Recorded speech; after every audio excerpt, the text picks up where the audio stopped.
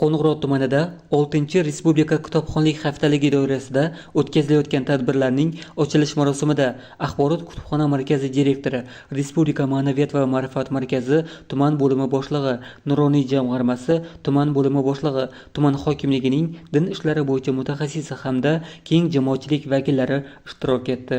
Mazkur haftalik O'zbekiston Respublikasi Prezidentining 2026-yil 15-yanvardagi kitobxonlik madaniyatini rivojlantirish va aholi, ayniqsa yoshlar o'rtasida kitob o'qishga qiziqishni oshirish chora-tadbirlari to'g'risidagi qaroriga muvofiq tashkil etilmoqda. Kitobsevar millat shiori ostida o'tayotgan tadbirlar 13 apreldan boshlab bir hafta davom etadi. Tadbir avvalida mehmonlarga Axborot kutubxona markazi fondidan o'rin olgan kitoblar ko'rgazmasi taqdim etildi.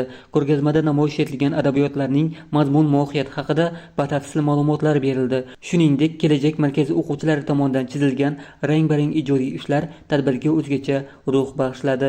Ochilish marosimida so'zga chiqqan mas'ullar kitobning inson hayotidagi o'rni, yoshlar tarbiyasidagi ahamiyati hamda mutolaaning tafakkur va dunyoqarashni kengaytirishdagi beqiyos rolini alohida ta'kidladi. 2026 yıl 13-17 aprel күндері Өзбекстан Республикасы бойлап 6 Республика кітапханалық хаптелігі кітап сүйер миллет ұраны астында біздің Қоңырат районы мәлімдеме кітапхана орайында да көтеріңкі рухта басыланып жатыр. Хаптелік давамында кітап көргізбелері, презентациялар, сәубетлесулер, кітап ярмаркалары, сахналастырылған театр көріністері шөлкемдестірілген.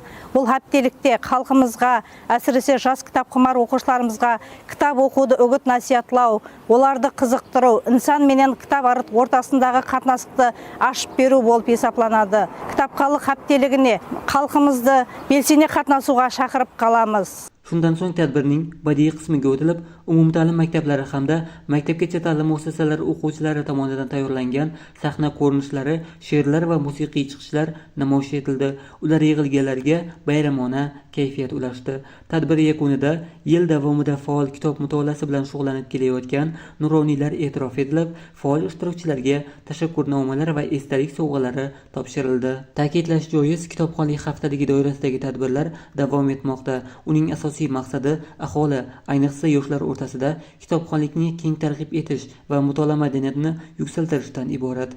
Yusuf Qadirbayev ETV telekanali uchun Qo'ng'irot tumanidan tayyorlandi.